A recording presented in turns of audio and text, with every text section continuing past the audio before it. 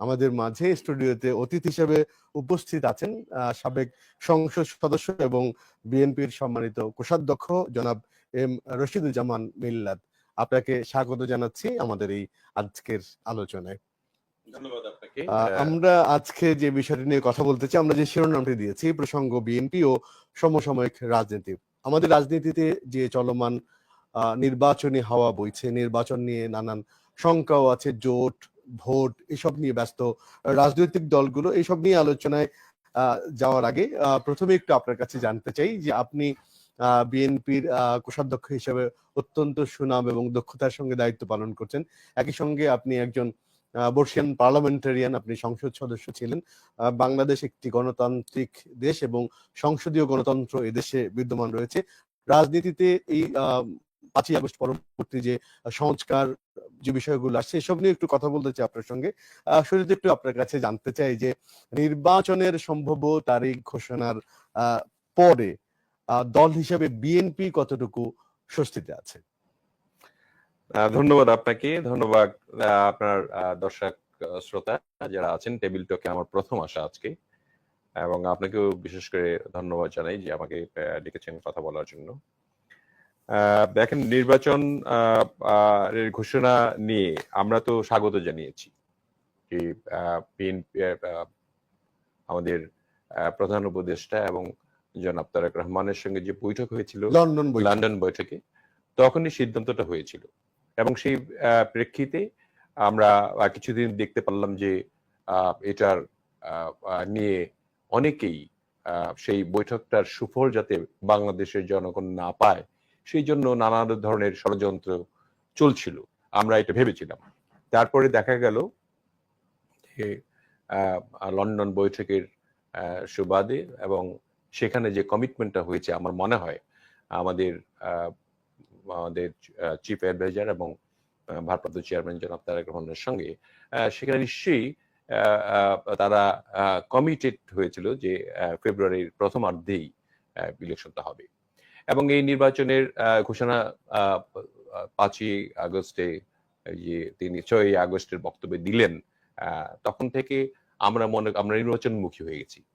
আমরা বিএনপি নির্বাচনমুখী হয়েছে এবং এই 17 বছর আপনার এই অপেক্ষা মান অবস্থায় আমরা একটু দেখতে চাই সুষ্ঠু, অবাধ, নিরপেক্ষ একটা নির্বাচন যাতে অনুষ্ঠিত হয়।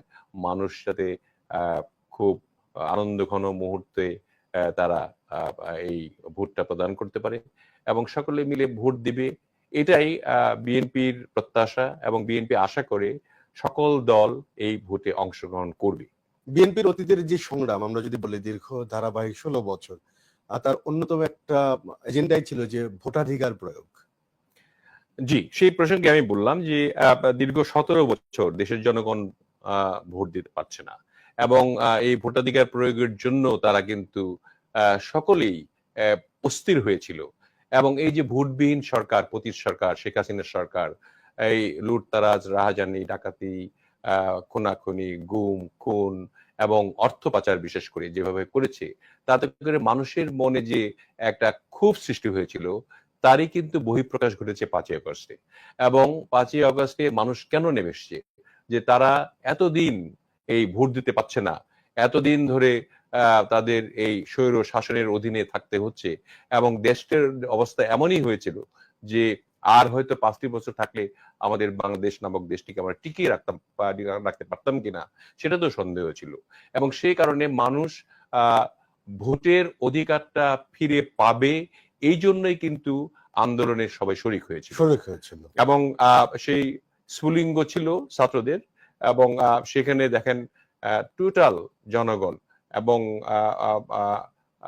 ঘরের যে আপনার গৃহিণী যারা ছিল তারাও কিন্তু শিশু বাচ্চা থেকে আরম্ভ করে সকলেই কিন্তু নেমে এসেছিল এই সরকার রাজপথে যে নেমে এসেছিল, যা সরকার রক্তাক্ত রাজপথ ছিল, এবং রক্তাক্ত কেউ কিন্তু জীবনেরও ভয় করেনি, কারণ দেশকে বাঁচানোর জন্য এই বাঙালিদের একটি কিন্তু আমি বলবো যে আমাদের একটি গুণ রয়েছে যে আমরা দেশকে ভালোবাসি।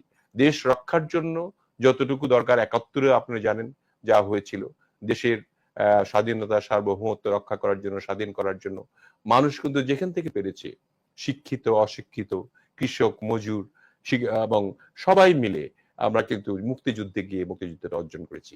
এবং সেই মুক্তিযুদ্ধের চেতনাটা নিয়েই আপনার যা হওয়া উচিত ছিল সেটা করতে পারে নাই জন্য কিন্তু এই অতীত সরকারের 15 বছরের বা 16 বছরের যে দুঃশাসন, এর বিরুদ্ধে মানুষের যে চাপা ক্ষোভ, এই ক্ষোভের বহিঃপ্রকাশ হিসেবেই কিন্তু 5ই আগস্টে সবাই নেমে এসে এই কাজটি করেছে। এর সাথে যেমন মিলে আমরা একটু লন্ডন বৈঠক প্রসঙ্গে একটু জানতে চাই আরো আপনার কাছে। রাজনৈতিক সমালোচক অথবা আপনাদের যারা রাজনৈতিক প্রতিদ্বন্দ্বী তারা লন্ডন বৈঠকটি নিয়ে মন্তব্য করেছিলেন যে প্রধান উপদেষ্টা রাজনীতির সকল শিষ্টাচার ভেঙে দিয়ে প্রোটোকল ব্রেক করে একটি রাজনৈতিক দলের প্রধানের সঙ্গে বৈঠক করেছেন। এটি রাজনৈতিক শিষ্টাচার বহির্ভূত তিনি কাজ করেছেন। বিষয়টা কি এমন ছিল? বিষয়টা এমন ছিল না। মানে এখন যদি প্রতিপক্ষ ধরেন একটা নির্বাচনী স্ট্যান্ডবাজি হইতে পারে আর কি, এটা মানে বলা আর কি। আপনারা জানেন, সবাই জানেন যে বাংলাদেশ জাতীয়তাবাদী দল সর্ববৃহৎ একটি দল বাংলাদেশে, এবং এই দলের প্রধান বর্তমানে ভারপ্রাপ্ত চেয়ারম্যান জনাব তারেক রহমান। এবং এই দলটি যদি সাহায্য না করত তাহলে হয়তো অন্তর্বর্তীকালীন সরকার গঠনই হতো না। অন্তর্বর্তীকালীন সরকার চেষ্টা করেছে, আমরা সবসময় এই অন্তর্বর্তীকালীন সরকার আমরা সাহায্য করেছি সব বিষয়ে, সর্বক্ষেত্রে। না হয় কিন্তু দেখেন 3 দিন কিন্তু সরকারই ছিল না, দেশটি চলার কথা না। তারপরে তারা ওত নেওয়ার পরে যে ঘটনাগুলি ঘটলো, সমস্ত বাংলাদেশে মাঠ ঘাট, আপনার হাট এবং সমস্ত কিছু একটা লুটতরাজের অবস্থা, বিশৃঙ্খল পরিস্থিতি, এটাকে সামাল দেওয়ার জন্য একটি বৃহৎ দল আমাদের বিএনপি প্রচুর কাজ করেছে। আমরা চেষ্টা করেছি আমাদের ভারপ্রাপ্ত চেয়ারম্যান মহোদয়ের নির্দেশে সকলেই কিন্তু এটাকে, এই দেশটাকে রক্ষা করার জন্য সর্বক্ষেত্রে চেষ্টা করেছে। সেটা হয়তো আমাদের প্রধান উপদেষ্টা অনুধাবন করেছেন যে একটি সমঝোতা এই বৃহৎ দলের সঙ্গে, বৃহৎ জনগোষ্ঠীর সঙ্গে, বৃহৎ দল মানে বৃহৎ জনগোষ্ঠী, এই বৃহৎ জনগোষ্ঠীর স্বার্থে একটি আলোচনা হওয়া দরকার এই বিএনপির প্রধানের সঙ্গে। কারণ আপনি যদি ধরেন এখন যে পরিস্থিতি, বিএনপি এবং আওয়ামী লীগের মধ্যে কি ছিল, একটা কাছাকাছি একটা প্রতিদ্বন্দ্বিতা ছিল, কিন্তু এই কঠিন সময়ে আপনার ধরেন এই 17টি বছর মানুষ যে আপনার ভোট দিতে পারলো না, সেই কারণে কিন্তু এমন একটা অবস্থায় গিয়েছিল যে আওয়ামী লীগের সমর্থক যারা ছিল তারাও অপছন্দ করা শুরু করেছে, মানে তাদের যে ভোটটাই যে 35% ছিল তার থেকে নেমে এসে আমার মনে হয় এটা 15-20-র মধ্যে ছিল আর কি। এখন তো আরো কমে গেছে। এখন যে ফাঁস হচ্ছে আপনার তাদের দুর্নীতির ফিরিস্তি এবং শেখ হাসিনার কর্মকাণ্ড, এবং আজকাল আপনারা দেখছেন যে যাদের বিরুদ্ধে কেস হয়েছে, লুটতরাজের যে কেস হয়েছে, ব্যাংক ডাকাতির যে অবস্থা, এগুলি বিবেচনা করে আওয়ামী লীগের সমর্থকরাই এখন আমি মনে করি যে 10-12% নেমে এসেছে। আমি আরেকটু প্রসঙ্গে যেতে চাই, সেটি হচ্ছে যে আমরা যেটা দেখেছি যে নির্বাচনের সম্ভাব্য তারিখ ঘোষণার পরে আপনাদের সম্ভাব্য নির্বাচনে যারা অংশ নেবেন আসন ভিত্তিক আপনাদের সেই সম্ভাব্য প্রার্থীরা তারপর থেকেই তারা ছুটে বেরিয়েছেন তার সংসদীয় আসনে, এবং সেখানেও আমরা দেখেছি যে এই যে প্রতিযোগিতায় আপনারা নামিয়ে দিয়েছেন, এবং আমরা কোথাও কোথাও দেখেছি যে অভ্যন্তরীণ জটিলতাও তৈরি হয়েছে, পরস্পর বিমুখী অবস্থানেও নিয়েছে। সব মিলিয়ে বড় দল হিসেবে যে নির্বাচনের প্রস্তুতি এবং প্রতিযোগিতায় এসে সাংঘর্ষিক অবস্থা, এটি নিয়ে বিএনপি কি ভাবছে? দেখেন, রাজনৈতিক চিন্তাধারা প্রযুক্তির সঙ্গে তাল মিলিয়ে তো চলতে হয়। এখন একটি বড় দল যেহেতু আওয়ামী লীগ নাই, আমাদের প্রধান প্রতিদ্বন্দ্বী ছিল আওয়ামী লীগ, এখন আওয়ামী লীগ নাই, সেক্ষেত্রে সবাই মনে করছে যে যেহেতু আওয়ামী লীগ নাই, বিএনপির যে কোনো প্রার্থী যদি প্রার্থী হিসেবে সেখানে মাঠে চলে আসে ধানের শীষ প্রতীকে, তাহলে তিনি পাশ করবেন।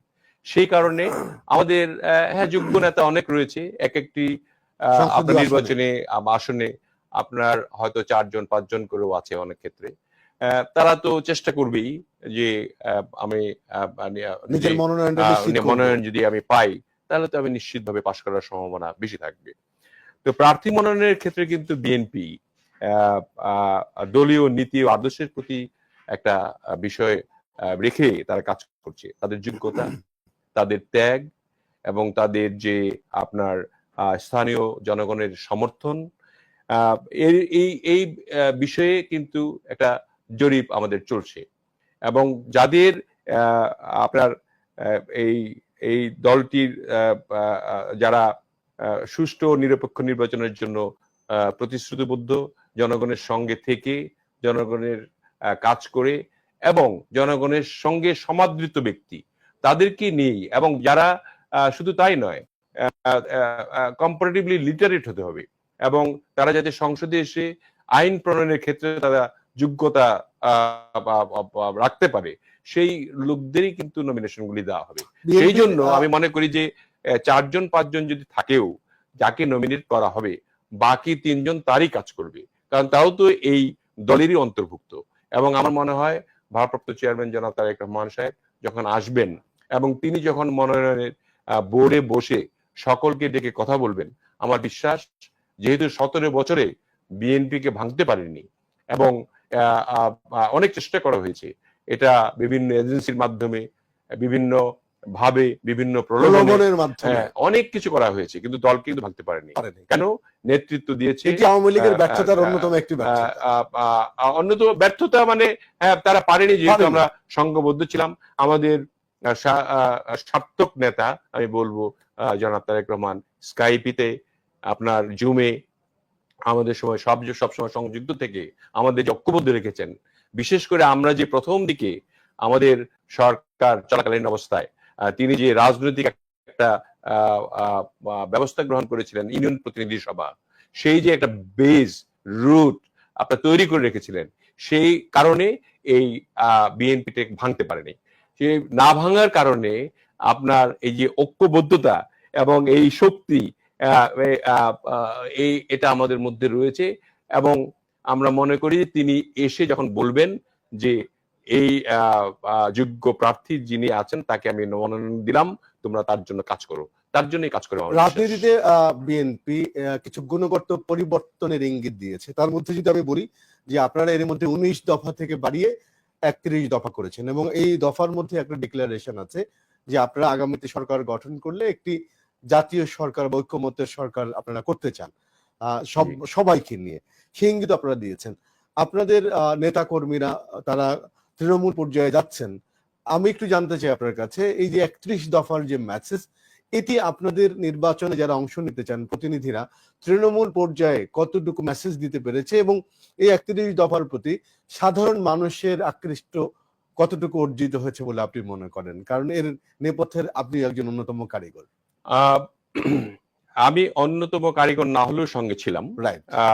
আপনার 31 দফা প্রথমে ছিল আমাদের প্রথম দিকে আমাদের দেশনেত্রী বেগম খালেদা জিয়া ভিশন 2030 একটা দিয়েছিল, যে আমরা ভিশন 2030 তে আমরা কি কি করব তার একটা ফিরিস্তি দেওয়া হয়েছিল। তারপরে সেটাকে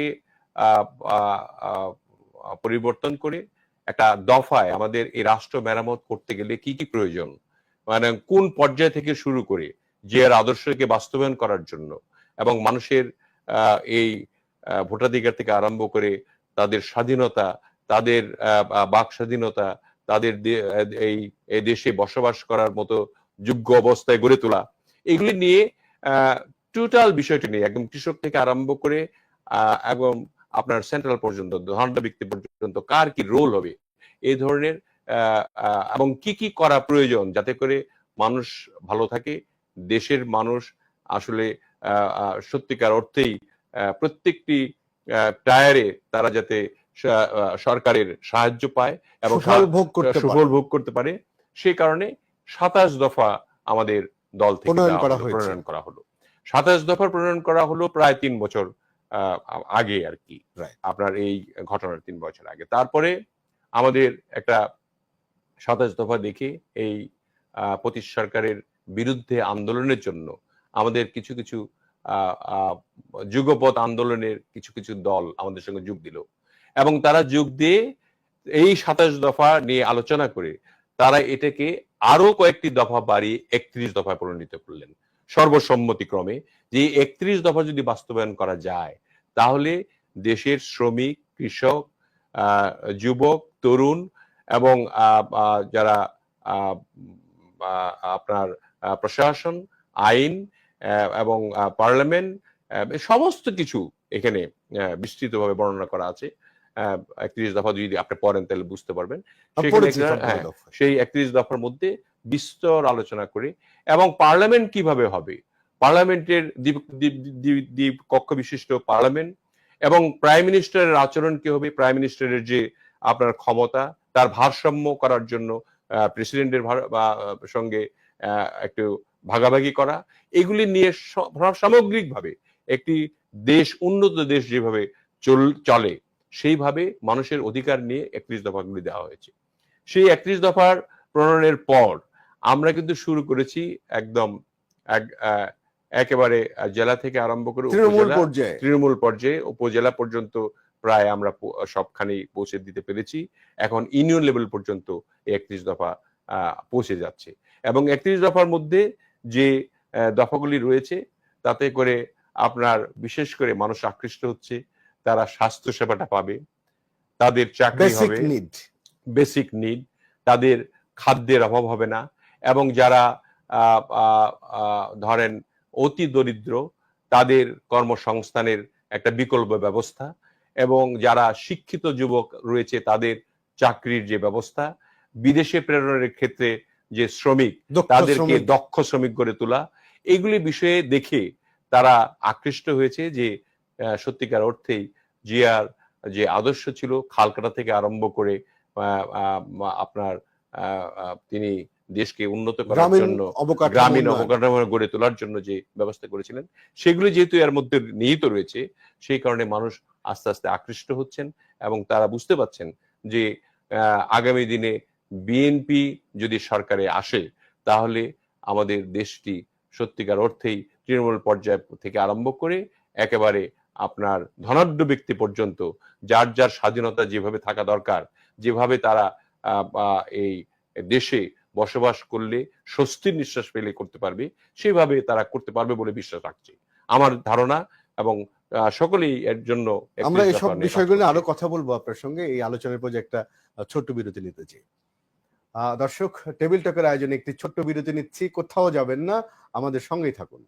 শেষের দিকে গিয়ে করতে হবে আর কি, হ্যাঁ মানে শেষের দিকে তফসিলটা ঘোষণা করতে হবে। তফসিল ঘোষণার পর আসলে পূর্ণ প্রস্তুতিটা থাকে আর কি সবার নির্বাচন করতে গেলে দলগুলোর। এখন আপনার প্রশ্ন যেটা ছিল যে আমাদের যে 4-5 জন করে এক এক জায়গায় সব মানে আছে তার থেকে শর্ট লিস্ট করা হয়েছে কিনা, এই শর্ট লিস্ট গুলির ব্যাপারে আমরা এখন কিছুই বলতে পারবো না। সেটা নিতান্তই গোপনীয় ভাবে করা হচ্ছে। যাদের ধরেন এই 17 বছরের এই দলের প্রতি নিষ্ঠা, দলের প্রতি আনুগত্য, মানুষের সঙ্গে আচরণ এবং তাদের শিক্ষাগত যোগ্যতা, তাদের আপনার পার্লামেন্টে আসলে কোন ধরনের আচরণ করবে সেই বিবেচনা এবং মানুষ হিসেবে তিনি কেমন এবং তাকে মানুষ কিভাবে দেখেন এলাকার, সেই বিবেচনায় এনে এই 4-5 জনের মধ্যে হয়তো একজনকে নমিনেশন, এগুলো আপনাদের প্যারামিটার থাকে, এটা প্যারামিটার, রাইট। তো এই বিষয়ে ইতিমধ্যে আমাদের একটা জরিপ তো ইন্টারনালি চলছে। আপনারা এই জরিপগুলো কি নিজেরা করছেন না থার্ড পার্টি দিয়ে করছেন? আমরা এই জরিপগুলি সাধারণত অপ্রকাশিত থাকে, আমরা এটা বলতে চাই না, কারণ জরিপটা মনিটর করছেন কয়েকটা অ্যাঙ্গেল থেকে হচ্ছে। আবার এই জরিপগুলি মেলানো হবে, আমাদের নিশ্চয়ই ভারপ্রাপ্ত চেয়ারম্যান সাহেব তার টেবিলে এগুলি রয়েছে। আমরা তো এরকম মনে করি যে এরকম যে 4-5টা ক্যান্ডিডেট থাকলে আগে যেরকম ছিল আর কি, ধরেন একটা গ্রিন, ইয়েলো, রেড এরকম ভাবে মার্কিং করে করে আমরা করতাম। তো সাধারণত আমাদের দলের মধ্যে যেহেতু ঐক্য রয়েছে আমি বিশ্বাস করি, এবং সেখানে আর সবাই ভারপ্রাপ্ত চেয়ারম্যান তারেক রহমান সাহেবের প্রতি সবাই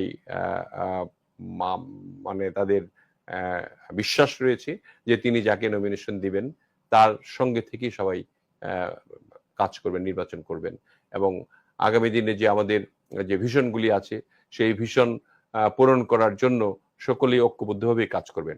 অনেক বিষয় আছে, যেমন ধরেন আমাদের 3-4 জন থাকে, আপনার এরপরে আপনার উপজেলা নির্বাচন রয়েছে, তারপরে পৌরসভার নির্বাচন রয়েছে, ইউপি ইলেকশনগুলি রয়েছে, অনেকগুলি ইলেকশন রয়েছে।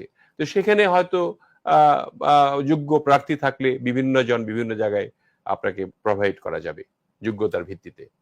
আমরা এবার নির্বাচনকে কেন্দ্র করে দেখছি যে আপনাদের দেশে যেমন পোরখা নেতৃবৃন্দ আছেন, অনেকেই দেশে থাকতে পারেনি, বিদেশেও আছেন, এবং 5ই আগস্টের পরে আমরা দেখতে পাচ্ছিলাম যে প্রচুর সংখ্যক বিদেশে যারা ছিলেন দীর্ঘ বছর তারাও দেশমুখী হয়েছেন, তারাও নির্বাচনে মাঠে আছেন। আপনাদের দলে তরুণ নেতৃত্ব আছেন, বয়োজ্যেষ্ঠরা আছেন, পোরখাও রাজনীতিবিদরা আছেন, দেশে থেকে রাজনীতি মোকাবেলা করেছেন, অপরাজনীতি মোকাবেলা করেছেন।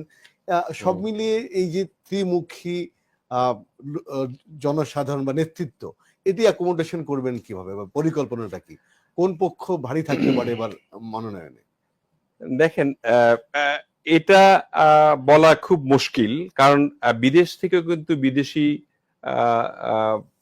আমাদের দলের নেতাকর্মীরা, আমরা বলবো যে এই গণ অভ্যুত্থানের জন্য যোদ্ধা যারা, তারা অনেকেই কাজ করেছেন, কিন্তু তাদের সঙ্গে কতটুকু আমাদের যে নির্বাচনী এলাকার মানুষের সঙ্গে সম্পৃক্ততা রয়েছে সেটা একটা অন্যতম বড় বিষয়, অন্যতম বিবেচ্য বিষয়। অনেক ভালো মানুষ যারা আছেন বিদেশে থেকে কাজ করেছেন, অনেক সহযোগিতা করেছেন কিন্তু তারা এই অভ্যুত্থানের জন্য 17 বছর ধরেই তারা কাজ করেছেন। তাদের মধ্যে যারা খুবই যোগ্য, তারা যে নির্বাচন করতে পারবেন না তা নয়, সেগুলি নিয়েও হয়তো একটি জরিপ হবে, এবং সেটা জনগণের সেই এলাকার, সেই আমাদের নির্বাচনী এলাকার মানুষের যে মনোভাব, সেগুলির উপরে বিবেচনা করে তাদের নমিনেট করা হবে বলে আমি মনে করি। আরেকটি বিষয় যেটি আনতে চাই আমি, এর মধ্যেই আমরা যে ছাত্র জনতার যে অভ্যুত্থানের মধ্য দিয়ে যে সরকারটি আমরা পেলাম, এই সরকার দায়িত্ব নেওয়ার পরে তারা যে কার্যক্রমগুলো পরিচালনা করছিলেন তার মধ্যে একটি হচ্ছে জুলাই আগস্ট হত্যাকাণ্ডের বিচার এবং জুলাই সনদ বাস্তবায়ন। সনদটা এক ধরনের একটা ডিক্লারেশনের বিষয় হয়ে আছে। আমরা এর মধ্যে আমি যতটুকু জানি যে 2 দিন আগে আপনাদের দলের স্থায়ী কমিটির বৈঠকে এই বিষয়টি নিয়ে বেশ বড়সড় করে আলোচনা হয়েছে। আপনি সংসদ সদস্য ছিলেন, বর্ষিয়ান রাজনীতিবিদ এবং প্রবীণ সংসদ সদস্য, আপনি বয়সে প্রবীণ না হলেও পার্লামেন্টের দিক থেকে কথা বলছি। তো সেক্ষেত্রে এই যে জুলাই সনদ নিয়ে এখন যে বিষয়টি দাঁড়িয়েছে যে এটি কি সংবিধানের সঙ্গে ঢুকে যাবে বা ঐক্যমতের ভিত্তিতে না পার্লামেন্টে যাবে, এই বিষয়টি নিয়ে আসলে অবস্থানটা কি হচ্ছে, যেহেতু বাংলাদেশ একটি পার্লামেন্টারি সংসদীয় দেশ হিসেবে আছে, তো সেক্ষেত্রে আসলে বিএনপির বিষয়ের ভাবনাটা কি? বিএনপির ভাবনা আমার আমার আমার জানা মতে আর কি, জুলাই সনদ সংবিধানে অন্তর্ভুক্ত হবে, মানে এটা আমি মনে করি আর কি। কিন্তু যেহেতু বর্তমান রাষ্ট্র ও বা সরকার এই সংবিধান অনুযায়ী পরিচালিত হচ্ছে, আমাদের যে বর্তমান প্রিভেল করছে যেটা আর কি, এই সংবিধানের আওতায় যেহেতু হচ্ছে, এবং নির্বাচনও বর্তমান সংবিধানের অধীনেই হবে, কাজেই আপনার জুলাই সনদের যেসব ঐক্যমত বিষয়গুলি ঐক্যমত হয়েছে, ঐক্যমতে অনেক দল ছিলেন, তারা তাদের যেসব বিষয়ে তারা আলোচনা করেছে সেসব বিষয়ে নির্বাচনের পরবর্তী সময়ে নির্বাচিত সরকার যিনি হবেন, পার্লামেন্টের মেজরিটি যারা থাকবে, বা যেহেতু আমরা সকলকে নিয়ে ঐক্যবদ্ধভাবে সরকার গঠন করার আমাদের মধ্যে প্রবণতা রয়েছে, এবং ভারপ্রাপ্ত চেয়ারম্যান ইতিমধ্যেই বলেছেন যে এটা জাতীয় সরকার গঠন হবে, আমি আশা করি যে 2 বছরের মধ্যে সংবিধানে এ সমস্ত জুলাই সনদের যে আপনার ধারাগুলি রয়েছে সে সংযুক্তি করার ব্যবস্থা করা হচ্ছে। এই যে ধারাগুলো আছে এটি সংশোধনের জন্য পার্লামেন্ট নয়, অ্যাপিলেট ডিভিশনের হাতে ন্যস্ত করার একটা ঘটনা আছে, কিন্তু এটি কি যৌক্তিক কিনা বা আপনার কাছে কি মনে হয়? আমার কাছে মনে হয় যে যদি অনেকেই নোট অফ ডিসেন্ট দিয়েছে এই সনদের পয়েন্টের উপর।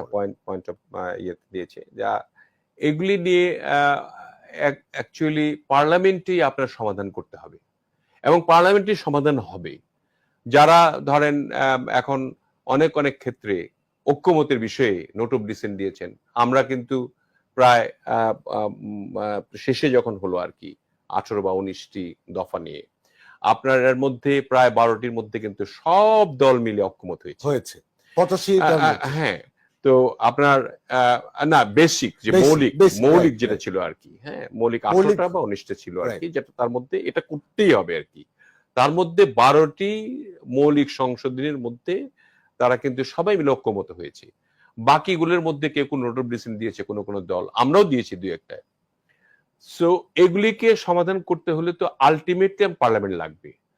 পার্লামেন্টে এসেই কিন্তু এটা রেটিফিকেশনটা করতে হবে এবং সংযুক্তি যদি করতে চান তখন পার্লামেন্টে করতে হবে। আমার ধারণা সংযুক্ত হবে, কারণ এটা ঐক্যমত কমিশন যেভাবে করেছিল সবাই মিলে আলোচনা করে যে সিদ্ধান্তটা গ্রহণ করেছে, জনাব সালাউদ্দিন সাহেব কিন্তু খুব সুন্দরভাবে বর্ণনা করেছেন এবং স্থায়ী কমিটির সদস্য হিসেবে তিনি কিন্তু একেবারে আপাদমস্তক আপনার একটা রাজনীতিবিদ এবং সকল আইন কানুন তার জানা, এবং কি করলে অনেকে কিন্তু না বুঝে অনেক কিছু বলে ফেলে আর কি। দেখেন এই যে সরকারটা আছে, এই সরকার তো অন্তর্বর্তীকালীন সরকার, তাই না? এই সরকারটাকেও যদি আপনার বৈধতা দিতে হয় সেটা কোথায়? পার্লামেন্টের মাধ্যমে। পার্লামেন্টের মাধ্যমে দিতে হবে, এবং পার্লামেন্টের বৈধতা না দিলে ধরেন কোনো কারণে নির্বাচন হলো না, যে সমস্ত চক্রান্তের প্রপাগান্ডা বা চক্রান্ত চলছে, তাহলে ইনারা কোথায় যাবেন? প্রথম তো ধরেন আমরা তো 17 বছর ধরে এই সাফার পরিবেশ আমরা বৈরী পরিবেশ পার করছি, আমরা গুম হয়েছি, খুন হয়েছি, আমাদের সবকিছু লুট করে নেওয়া হয়েছে, আমাদের আমাদের নৈতিক যে বিষয়গুলি ছিল সেগুলি হরণ করা হয়েছে, এবং সব বিষয়ে আমরা নিগৃহীত ছিলাম। কিন্তু এই যে অন্তর্বর্তীকালীন সরকারটা আসলো, তাদের অবস্থাটা কোন জায়গায় যাবে? তাদের তো রেটিফিকেশন একসময় নিতে হবে। দেখেন 111 এর সময় 2 বছর যে একটা সরকার ছিল, তাদের রেটিফিকেশন নিতে হয়নি? নিশ্চয়ই নিতে হয়েছে। রেটিফিকেশন নিয়ে তারা হয়তো এটার বৈধতা নিয়েছে, ওই 2 বছরের বৈধতা আর কি। তো এই যে সরকারটা 1.5 বছর থাকছে, তার বৈধতাটাও দিতে হবে তো আপনার পার্লামেন্টে। অতএব পার্লামেন্টই হলো একদম মূল ভিত্তি, যেখানে বসে আপনার এই ঐক্যমত কমিশনের যে সমস্ত বিষয়গুলি হলো, সনদে যেটা হলো, এবং যে দফাগুলি আমাদের যে 31 দফা আছে সেগুলি বাস্তবায়ন করার জন্য যে পদক্ষেপগুলি করা হবে, সেগুলি বিষয়ে কিন্তু এখানে আলোচনা করে সিদ্ধান্ত গ্রহণ করতে হবে। প্রত্যেকটি বিষয়ে আলোচনা করতে হবে। এবং এই যে সংস্কার নিয়ে যে কথাগুলি হচ্ছে, সংস্কার তো একটা চলমান প্রক্রিয়া। এটার দেশ সংস্কার হবে, একটার পর একটা প্রবলেম আসবে, সেটাকে আপনাকে অ্যাড্রেস করতে হলে একটা সংস্কার দরকার হবে নিশ্চয়ই। একটা সময়ের প্রেক্ষিতে দেখেন আমরা এই 2001 সালে কিন্তু আমি স্মার্টফোন ব্যবহার করতে পারতাম না। 1 থেকে 5 পর্যন্ত সংসদ ছিলাম, তখন বাটন ফোন ইউজ করতাম। আমাদের এআই ছিল না, আমাদের কোনো ইন্টারনেট ছিল না। কিন্তু এখন তো এটার প্রেক্ষিতে অনেকগুলি আইন সংশোধন করতে হচ্ছে। সো এই সংস্কার চলতেই থাকবে। আরো হয়তো আগামী দিনে এই যে এআই এর যুগ আসতেছে, স্টারলিং অলরেডি এখানে আছে, তো সংস্কার চলতে থাকবে। কিন্তু বেসিক সংস্কার যেগুলি আমরা প্রতিশ্রুতিবদ্ধ মানুষের কাছে, সেই কাজগুলি আমরা করব। আমরা আরো শুনবো আপনার কাছে আলোচনা, একটা ছোট্ট বিরতি নিব, তারপরে ফিরে এসে। ধন্যবাদ। দর্শক, টেবিল টকের আয়োজনে আরো একটি ছোট্ট বিরতি নিচ্ছি, কোথাও যাবেন না, আমাদের সঙ্গেই থাকুন। ধর্মকে প্রাধান্য দিয়ে কিন্তু এই দলটি, এবং একটা ইসলামী মূল্যবোধ তো আমরা আমাদের মধ্যে আছে, এটা সবার মধ্যে আছে আর কি। বাংলাদেশে যেহেতু 90% মানুষের বেশি মুসলমান, সেখানে দলীয়ভাবে বিএনপি আর দলীয়ভাবেও আমাদের এই মূল্যবোধটাকে আমরা প্রাধান্য দিয়ে থাকি। মমিনুল হক সাহেবের যে দল হেফাজতে ইসলাম, তার বাবাও কিন্তু আমাদের সঙ্গে জোটবদ্ধ নির্বাচন করেছিলেন। সো আমার মনে হয় যে তাদেরকে নিয়ে আমরা চলবো। ইসলামিক দল অনেকগুলি আছে, জামাতে ইসলাম রয়েছে, তারপরে চরমনাই রয়েছে, তারপরে আরো ছোট ছোট কিছু ইসলামিক দল রয়েছে। ইসলামিক দল রয়েছে। হেফাজতে ইসলাম একটা বড় সংগঠন, তাদের শাপলা চত্বরের অবস্থা দেখেছেন কি হয়েছিল। সো আমরা মনে করি যে তাদেরকেও যদি আমরা জোটবদ্ধ করতে চাই, তাদেরকে এটা দলীয় স্থায়ী কমিটির সিদ্ধান্ত অনুযায়ী হবে। এবং যদি হয়, আপনারা কতটুকু ছাড় দিবেন এরকম কোন এরকম সিদ্ধান্ত এখনই আমার জানা নাই, তবে ছাড় তো কিছুটা দিতেই হবে, কারণ একসঙ্গে নির্বাচন করলে। আর তাছাড়া ছাড় দেওয়ার মনোভাব তো আমাদের আপনারা দেখছেন, আপনারা প্রতিনিয়ত ভারপ্রাপ্ত চেয়ারম্যান জনাব তারেক রহমানের বক্তব্যের মধ্যে প্রকাশিত হয় যে তিনি সকলকে নিয়েই এই বাংলাদেশকে গড়তে চান, ঐক্যের কোনো বিকল্প নাই, এই কথাটা তিনি বারবারই বলেন। অতএব আমাদের মধ্যে জোটবদ্ধ, আমাদের হয়ে যারা করবেন তারা একটি দল থাকবেন, অন্যরাও যারা করবেন তারাও হয়তো বিরোধী দল হিসেবে পার্লামেন্টে আসবেন, তাদেরকে তাদের প্রাধান্য দিয়েই আমাদের ঐক্যবদ্ধভাবে আমরা সরকারটা পরিচালনা যাতে করতে পারি সেই ধরনের পরিকল্পনা আমাদের রয়েছে। রাশিদুজ্জামান মিল্লাত, এই মুহূর্তে যে আলোচনাটি সবচেয়ে বড় করে রাজনীতির ময়দানে আছে সেটি হচ্ছে যে পিআর পদ্ধতি। এটি একটি বাংলাদেশের কনসেপ্টের নতুন ধারণা, বিশ্বে প্রায় 90-91টি দেশে এটি আছে, এবং এই 5ই আগস্ট পরবর্তী সময়ে যখন নির্বাচনের একটা রোডম্যাপ আমরা পেলাম, তখন এই পদ্ধতিটা আরো বড় করে আলোচনা এসছে, এবং বিশেষ করে জামাত ইসলামী এবং এনসিপি তারা এটি না করলে নির্বাচন হবে না বা নির্বাচন করবেন না, দল থেকে তারা এমনটি জানিয়েছেন। এবং আজকে আপনার দলের প্রেসিডিয়াম সদস্য জনাব নজরুল ইসলাম খান তিনি বলেছেন যে পিআর পদ্ধতিতে কোনোভাবেই নির্বাচন গ্রহণযোগ্য হবে না, নির্বাচন পূর্বের পদ্ধতিতেই হতে হবে। এই বিষয়ে একটু আপনাদের অবস্থান জানতে চাই, কারণ বড় দুটি রাজনৈতিক স্টেক হোল্ডার জামাত ইসলামী এবং বিএনপির মধ্যে যে একটা কনফ্লিক্ট আমরা দেখতে পাচ্ছি, এবং এনসিপি এর সঙ্গে যুক্ত হয়েছে, এই অবস্থায় আসলে নির্বাচন অনিশ্চিত হচ্ছে কিনা বা নির্বাচন বাধাগ্রস্ত করার জন্য কেউ কলকাঠি নাড়ছে কিনা, কি মনে হয় আপনাদের কাছে? বর্তমান আর্থসামাজিক পরিস্থিতিতে বাংলাদেশের জন্য পিআর পদ্ধতি একটা অকার্যকর পদ্ধতি বলে আমি মনে করি। এই পিআর পদ্ধতিতে, কারণ ভোটার তার পছন্দের প্রার্থীকে ভোট দেয়, তাই না? এখন আপনার প্রার্থী যদি না থাকে, কাকে পছন্দ করবে? আর এই যে প্রতীকের উপরে নির্ভর করে কিন্তু মানুষ সবসময় ভোট দেয় না। প্রতীকটা কে পেল, সেই মানুষটি আপনার উপকারে আসবে কিনা, বা আপনার এলাকার জন্য সে কার্যকর কিনা, উন্নয়ন করবে কিনা, তাদের যে চাহিদা মেটাতে পারবে কিনা, এবং মানুষটি কেমন, সেই বিষয়ে চিন্তা করে তারা ভোট প্রদান করেন। কাজেই পিআর পদ্ধতি যারা বলে তারা অ্যাকচুয়ালি এটা তাদের, যেহেতু নির্বাচনে ভোট করলে তাদের আসন সংখ্যা পাওয়ার খুব সম্ভাবনা খুবই ক্ষীণ, সেই কারণে হয়তো এই ধরনের তারা পিআর বলছে। পিআর পদ্ধতি এদেশে কোনো সময় প্রযোজ্য নয়। ধরেন আপনার পিআর পদ্ধতিতে, যদি আমি একটু, এটা হাস্যকর মনে হবে আপনার কাছে, যদি ধরেন একটা গ্রুপ আছে মাদক সেবী, এবং যদি আপনি খুঁজে বের করেন, প্রায় বাংলাদেশে এরকম পাবেন 50 লাখ পাবেন, যে এই সারা বাংলাদেশ খুঁজে 50 লাখ মাদক সেবী মিলে একটা দল গঠন করলো, এবং তারা নির্বাচন করলো। নির্বাচন করে মাদক সেবীদের ভোট দিবে না কেউ, 1% ভোট পেল। এখন মাদক সেবীদের 1% কি 3টা আসন আপনি কি জাতীয় সংসদে নিয়ে আসবেন? এটা কি মানে যুক্তিযুক্ত? আপনার কোনো প্রার্থী নাই, কিন্তু আপনি দাঁড়িয়েছেন, প্রতীক একটা আছে, সেই মাদক সেবী মাদকের মধ্যেই ভোট দিল, মনে করেন আপনার 1%, যে 1% তো আপনাকে 3টি আসন দিতে হবে। এমনকি যদি 0.5% পায়, তাদের 2টা আসন দিতে হবে। তো এই যদি পিআর পদ্ধতি আমাদের বাংলাদেশে মোটেই প্রযোজ্য নয়, এবং এই পিআর ব্যবস্থায় আপনি যারা এটা বলছে, আমার বিশ্বাস যে তারেক রহমান যে বলেছেন যে সকলকে নিয়ে, তারা বলতে চান যে পিআর পদ্ধতি না হলে রাজনীতি আরেকটি ফ্যাসিবাদের পুনর্ভাব হতে পারে। নিশ্চয়ই না। বরঞ্চ আমি যদি বলি, পিআর পদ্ধতি আপনার ফ্যাসিবাদকে জন্ম দেওয়ার জন্য একটা রূপরেখা বা গোপন চক্রান্ত, না, ফ্যাসিবাদ হওয়ার জন্য একটা ভালো হাতিয়ার। কারণ হলো, আপনি ধরেন জামাতে ইসলাম পিআর পদ্ধতি চাচ্ছে, এনসিপি পিআর পদ্ধতি চাচ্ছে, এনসিপি কি করবে, ওনার 300 আসনে মনোনয়ন দেওয়ার জন্য তিনি একটা লিস্ট দিবেন। পিআর পদ্ধতির নিয়ম তো তাই। তাদের ধরেন মার্কা একটা XYZ, একটা কাপ মার্কা পেলো ধরেন, এই কাপ মার্কায় 300 জনকে নমিনেশন তারা দিবে, পাশ করবেন না তো একজনও।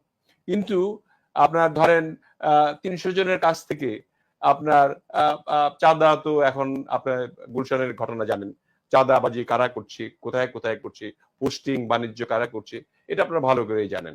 এবং তারা এই 300 জনের কাছে 300 জনের একটা লিস্ট দিল এবং তাদের ইচ্ছা মতো দিল, মানে কয়েকজন নেতার দলীয় নেতার চয়েসে সেগুলি দিল। তার থেকে আপনার কিছু চাঁদা উঠলো, আবার তারা সর্বমোট মিলে হয়তো 1% 2% ভোট পেল, তাতে করে 6টা আসন সে নিশ্চিত করতে পারলো। এখন 6টি আসন কাকে দিবে, প্রথম 1 2 3 4 5 6, এই 6 জনের সঙ্গে বার্গেনিং হবে কে কত টাকা বেশি দিতে পারবে, তাকে হয়তো পার্লামেন্টে যাওয়ার সুযোগ